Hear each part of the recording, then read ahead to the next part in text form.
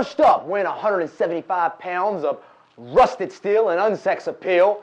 He hails from parts unknown, but he always knows the right answer. He's fighting out of the blue corner. Why? Because God loves the infantry. We've got fool number 1, Danny Farrar. We got fool number 2, fighting out of the red corner, weighing in at about 195 pounds of lean, mean MMA fighting machine, Zach Davis. Hey everybody, welcome back to Two Fools on Stools. Of course we took it to hiatus. It's because Zach just likes to nap. I mean, we had to take a little time off. There's so much going on that we need to get our heads straight, but super excited about what we got on tap. What's most important is that for a fact we know that we haven't talked to you all about the Floyd Money Mayweather versus Conor the Notorious McGregor. Actually, that's not totally true because if I remember correctly, which I always do, I called this shit a long time ago. When all of y'all said it wasn't going to happen, I told you. We're going to have to check the tape, but it's been brewing, and I don't know if you guys heard about this boxing match with Conor McGregor, Floyd Mayweather.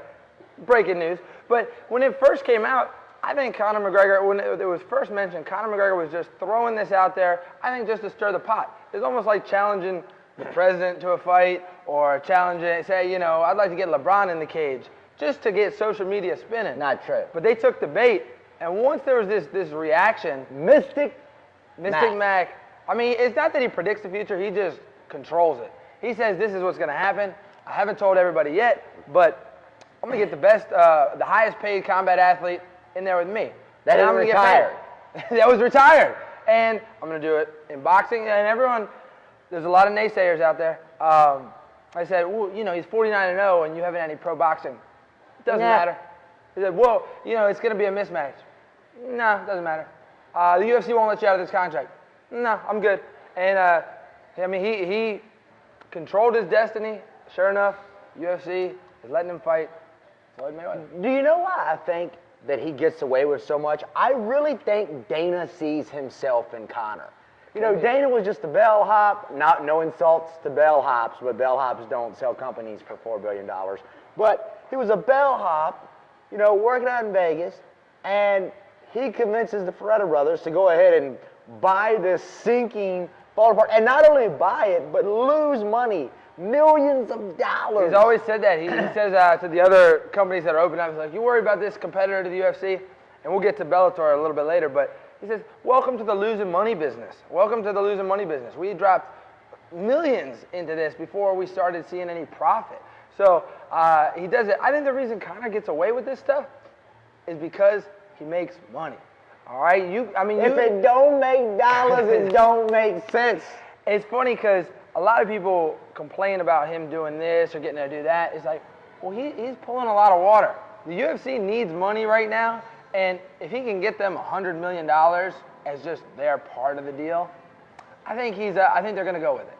So this is going to be, I strongly anticipate this being bigger than Manny Pacquiao versus Floyd Mayweather. Oh, they're calling it a $500 billion fight. Yeah, I think it's going to do better than that because as good as Pacquiao was and the following he had, it wasn't this the chemical reaction between the two. These are two larger-than-life personalities. Yeah, Manny wasn't selling the fight. Yeah, I mean, he had the skills, he had the goods, but this, and I just can't wait till the press conferences. I don't know, the fight may, who knows, it may be exciting, but the press conferences and the build-up and the hype and whatever happens, I mean, because Conor McGregor can get you excited about a fight against Dustin Poirier. He can get you excited when he's going to fight Diego Brandao. And you're like, man, I got to see that one. So when all of a sudden you have Floyd Mayweather in there and the whole boxing community, it's going to be a ride. And the best part about all of this is my brain says he can't win, but my heart just cries out. I can totally see him. I just don't doubt him anymore. It's so hard for me to actually say that I doubt him because he took Chad Mendes finally as a wrestler. He's got okay, Conor McGregor was fun. He'll have some fun fights, but he's got a wrestler out there. Okay, he beat Mendes. He was on short notice.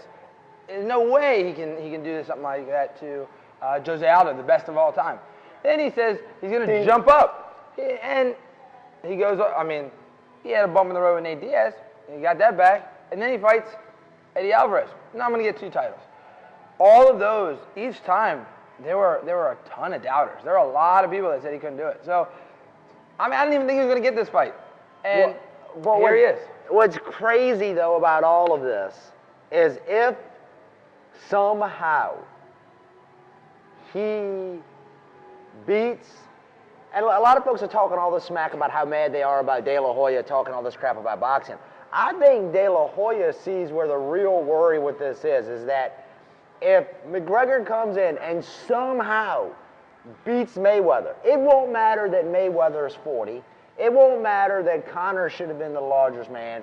What will be said is that he beat the greatest boxer of all time, never having professionally boxed. 0-0. Is that the death of boxing? I mean, boxing's actually doing okay this year. I think he's upset because they kind of built up this Canelo Triple G fight, and it's been a while since there's been some big boxing stars. It's been kind of on a lull, but this year it's kind of having a resurgence, and I think he was all excited about having this big pay-per-view in September. And here comes the UFC, said, well, we're going to bring a 0-0 boxer in against the greatest of all time, and we're going to totally overshadow your show. And that's what's going to happen. So De La Hoya, he's got some sour grapes because he's like, man, we finally got a big boxing match, and you're pulling this guy from another sport. I mean, because honestly, if LeBron James came out and wanted to box the Klitschko's, I would tune in. I would say, what's going on here? And people don't understand that what's going to sell the big pay-per-views is the casual brands. The entertainment is not going to be the best versus the best. That'll sell some. That'll get the hardcore guys excited. That's good for long-term success. But if you want to sell one night only, Conor McGregor's your man. And my only concern is not if he wins, but how the UFC is going to woo him back. Once you taste $100 million for a fight, he's already said that he's expecting. And listen, that might be just them just talking, but they're already saying they're targeting a December return to the UFC. He says he's going to come back and fight again. I'm not sure what's going to be different. I mean, it might eventually be McGregor Promotions plus the UFC present GSP versus McGregor, something like that. But it's going to be different. It won't be your standard couple $100,000. And just like that, the game evolves. It evolves. And he literally, one man's coming in and changing the whole landscape. It's kind of inspiring that he was there, you know, when he was fighting for, I don't know, whatever, $8,000. And he was talking at that point about $1 million paydays, selling out arenas, and everyone was like kind of like laughing at it, but he was dead serious. You kind of thought it was an act, that he was like this larger than life character. He's like, you were on the prelims. Why are you talking all this shit? And he's like, it's not shit. I mean, this is what I'm gonna do. It's gonna happen. Double champion. I get fired up. Like talking about that man gets me pumped and ready to go to work. I mean, you're like. This is what we're going to do. We're going to open 17 Soldier Fits tomorrow, and it's going to be great. Where's the money? Go. Don't worry about it. We're selling. I'm going to work at 5:30 in the morning and meet somebody. Like, Danny, did you watch Conor McGregor highlights before you came in? Yeah, that's what I'm gonna do. That's gonna be all sweaty. I was watching Conor McGregor highlights. That's gonna be my new ritual. Every day before work, I'm just gonna get up and I'm gonna put on a montage of Conor just sitting down there, just like I'm gonna bust you in the head. It's beyond it. But speaking of which, talking about how this sport has evolved, we come back in round 2. We're gonna talk about some old war horses that went at it, and it seems like maybe the greatest of all time got passed by. We'll see you again in round 2. Hey everybody, welcome back to round 2. Before we talk about the sport evolving, I want to touch back on something in round 1, because this right here is going to make you doubt whether or not you can be a fan of the red team ever again. Oh no. On the night of the greatest fight in combat history, Floyd Money Mayweather versus the notorious Conor McGregor. I'm going to be watching the fight. I would actually just have a party at my house. I was going to do a live show, but my partner in crime, my sparring buddy, I'm having a huge party, isn't showing up because he loves his sister. I have my, there's another match happening that night. my sister's getting married on the night of Mayweather-McGregor. So, and even my cousin said, hey, you got something set up. You got like a screen there. You're going to have something. I was like, I don't know. I think my sister might kill me if I have a pay-per-view going on the wedding night. So I'm going to have to avoid it. I might have to just get rid of the phone because I can't have that spoiled. I can't learn that Conor McGregor scored the greatest upset of all time from a text. So I'm going to have to wait till the next day, and we're not going to be able to watch it live. Yeah, you're not going to even be able to get on social media. But people are going to probably come up to you in the streets. Let's talk about, we want to talk about upsets. We want to talk about champions. Let's talk about the paper tiger, the fake champion. I mean, you haven't seen this much uproar since Vitor Belfort won the belt from Couture over Icut. Primus wins the belt on Chandler. And Chandler, listen, man, it was crazy. I don't know if you saw the footage. Rolls his ankle bad. Heart of a lion, man. Ass the heart of a lion. And still damn near knocked Primus out on one leg. What I think, I think that that leg, and it's good to see what the damage to the leg can actually do. People taking these kicks and stuff like that. No, it wasn't the kick. Oh, did you watch it? You didn't see the prelim, did you? I did not see that. It's okay. It's okay. You can't judge him. He threw the kicks after Chandler rolled the hell out of his ankle. He stepped forward, and it's nasty. You got to watch it. I'll put it in our edited. Bam, rolls it. I mean, rolls it bad. I haven't seen an update yet whether or not he sprained it, tore it, or what he did, but he couldn't even stand. And then he just started kicking that leg. I heard the fans all loved him because of him trying to push through it. Yeah, he hit him. He clocked him one time. Bob knocked him out on one leg, but then when he went to step to come back off, his leg buckled, and the ref was like, can't have none of that. It's good that the ref sees it and calls it there. But we'll set up a good. I mean, the whole point of this Bellator card was to build up some of these of their main fighters. I thought it's because they had 100 guns and 100 clips. They were live from New York, New York. I mean, the big thing is to make a statement that we're breaking the mold. We're no longer the little brother, all right? We want to make sure that... Oh, you're still the little brother. Well, I mean, horrible little They brother. are, but No. They took the biggest arena. They went to pay-per-view.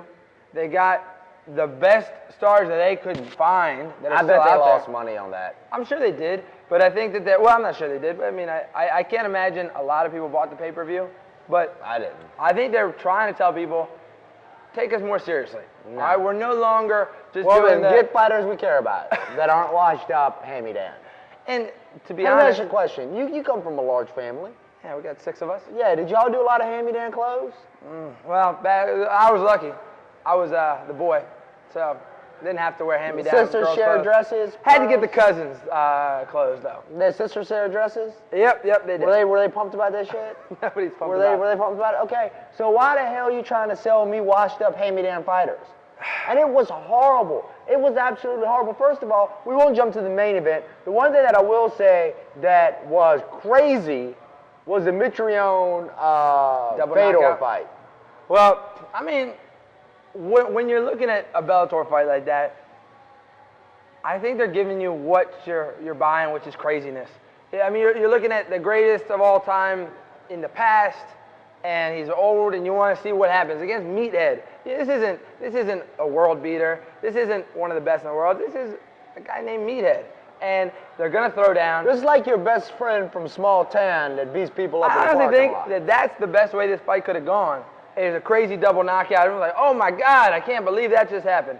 And, I mean, if you didn't see it, they both slugged each other as hard as they could on the first exchange, and they both dropped. Meathead got up, and Fedor did not. And so they gave the fight to him. I liked it because Fedor has taken too much damage in his fight against Fabio Maldonado. He got hit so much, and it was in Russia, and I think that they don't really have the same rules on. Yeah. You know, hey, fight back. Russia's got a lot of weird rules. Yeah, he's like, I'm already unconscious, and they're just waiting till the round ends. Like, all right, that was 5 minutes of punches. Get back on your stool. So to see Fedor out clean, quick on the first exchange, it'll save him a couple years on the end of his life. But I kind of no longer want to be in the Fedor business. I don't feel good about watching him fight anymore. And we'll talk a little bit about that in the UFC one. Did you see the #1 prospect they had, Aaron Pico, go out there? No, I did not see that fight. Aaron That's the one where he Pico- just got blasted, though, right? Aaron Pico, this is probably the biggest hit to Bellator is, He was a big-time wrestler. yeah, he was a great wrestler, boxing gold Hype glove. train! Hype, yeah, super hype. Hype Young train! stud. Went out, got hit with an uppercut, and then guillotine, all within like 25, 30. Now, he might rebound. I mean, having your first fight on the big stage in Madison Square Garden, your first pro fight, it's a tough one. But, man, that guy derailed the hype train. So It's always so funny is that people continuously forget that there's someone on the other side that has a say in how this shit goes. Yep. They don't, it's like, well, you talk about war or battle or what have you, like, you realize the other side wants to win, right? Like, just as bad as you. It's not just, I know you want to have a good, cool party, but they want to party too. It's like, I'm taking this serious, right? So we did have one fight. I'm not sure that it was being taken seriously. Chael Sonnen and Vanderlei Silva. I'm pretty sure it was 40 and 40 were the two ages, and then Fedor came out after before it was 40. I was thinking, it's a lot of 40-year-olds. And they look old. They look old. Yeah. They have been rode hard and put up wet. And then what's crazy is the fight's horrible. And, I look at a guy like Wanderlei.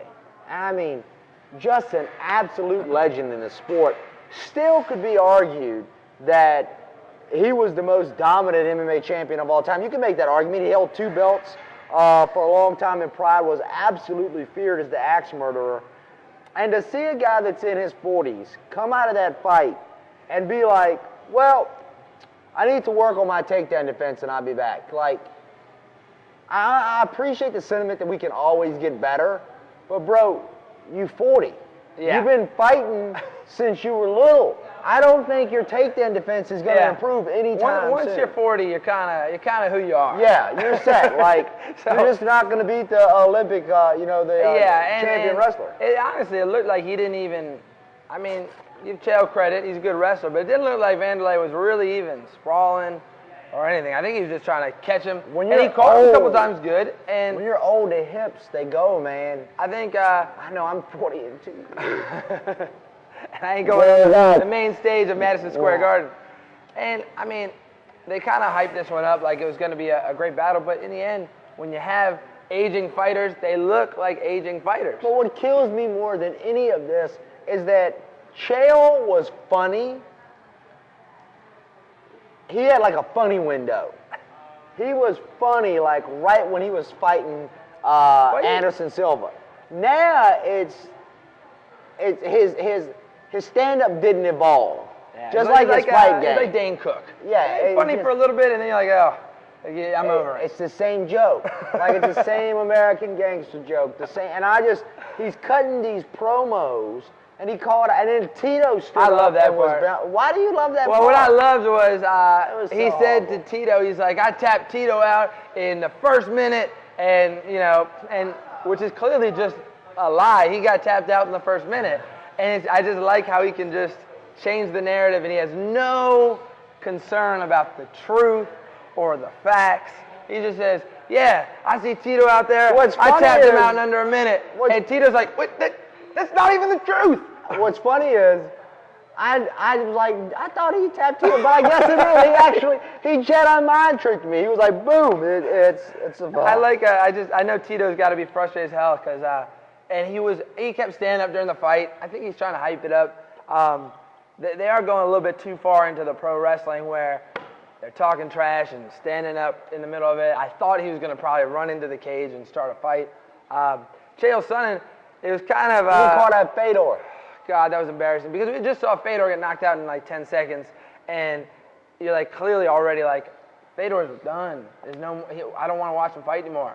And then 2 minutes later, Chael Sonnen's calling him out. And you're like, I don't want to watch that fight, but who knows? If Chael Sonnen goes out and beats the greatest of all time, he'll go a long way with the story behind that one. Well, guys, that's it for round 2. We'll check you back in 2 mics when we see round 3. Hey, everybody, welcome back to round 3, and we're going to talk about, you know what, I almost feel poised for the time for us to talk about this because while a Hawaiian was getting his ass beat, I was watching Moana. And I'm going to tell you, like, I like that. That's my jam. I watched it. Are you ready? Not once, not twice. No, I watched that bad boy 3 times back to back because every time it ended, my little baby dog Dumpling looked over at me and goes, Mama Lina. Play. You're welcome. You're welcome. You be careful. That she's gonna want that on. You're gonna have that about 300 more times. What are you talking about? On Google Play, I've got Dwayne Johnson singing, "You're welcome. You're welcome." If you don't got kids, you don't know. If you got kids, you know. So he's saying I should give it a. Oh my God, it's so good. I don't know if He's like, I'm just a demigod. It's so great. Well, I mean, that as the Hawaiians are having the victory there, they kind of had BJ Penn coming back again. And BJ Penn, legend, went out, almost had it. I think he just wants one more victory to end on. And he threw a great uppercut, knocked Dennis Seaver down, but after that, couldn't get the job done. And it just looked like BJ Penn being too tough for his own good, not moving around, just taking the shots. And you're just wondering, what's your plan here, man? And he's just kind of taking the shots. And, you know, pretty soon I was like, man, this is sick. I don't need to be watching BJ Penn just take damage until he gets... The crazy thing, and I'll look it up, and you talk about it, it's funny you said too tough for his own good, because that's what I think of when I think about BJ Penn. And where I'm going to go with this is I want to pull up his record. I want to pull up his record. He has got to be... I think he lost his last... Well, he definitely... I mean, he lost this one. Dennis Seaver. It was a decision. He got a knockdown. That's okay. Went against Yair Rodriguez. Got thoroughly outclassed. And then before that was Frankie Edgar. Yeah, but like the thing that kills me about Dennis Silver is that... Seaver? Seaver, however you say it. I don't know why. I don't even remember when he had fought other than the Conor McGregor fight. I don't know why we can't... But he's always been everybody's... favorite? He's just always been Seaver. like BJ... Yeah, he's been the guy that friggin' gets called out by everybody? Yeah, he's like the step up. He's like friggin' the Bronx Brawler in the WWE. He's the guy that you throw in just to get people all put up and knocked up. And I don't know why I can't find BJ Penn on Shirt Dog. It's pissing me off. Maybe they got rid of him. He might have. That was his retirement gift. But yeah, I mean, he was saying that he's going to reinvent himself. And going out there and fighting Dennis Seaver was a good test to see if he can still hang. He shouldn't be fighting. Yair Rodriguez was a mistake because you have a young gun who's a top prospect. Frankie Edgar's the same way. There's no reason for him to be fighting those top guys. He's 16-12. Now, yeah, but I mean, look how many of those losses came. Let me ask you, dude. 5 in a row. He's lost to Frankie Edgar 2 times. Then he's just on a row of losers. He lost to Nick Diaz, Roy McDonald, Frankie Edgar, Yair Rodriguez. 1-7-1 in his last 9 fights. And you just look at it, you're like, you just can't figure it out. I mean, why do this to yourself?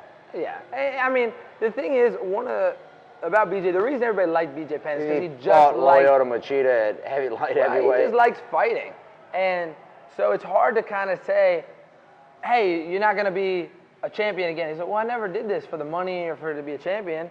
I just did this because I like fighting. And so there's a level of that where the thing that we all loved about BJ Penn now is kind of coming back around. He's like, well, you should stop fighting. He's like, but I love fighting. That's what I want to do. And you know, it's hard to tell him, well, you're losing. Live by the sword, die by the sword, man. Yeah. So BJ Penn, kind of disappointing out there. There was another disappointment a lot of people had.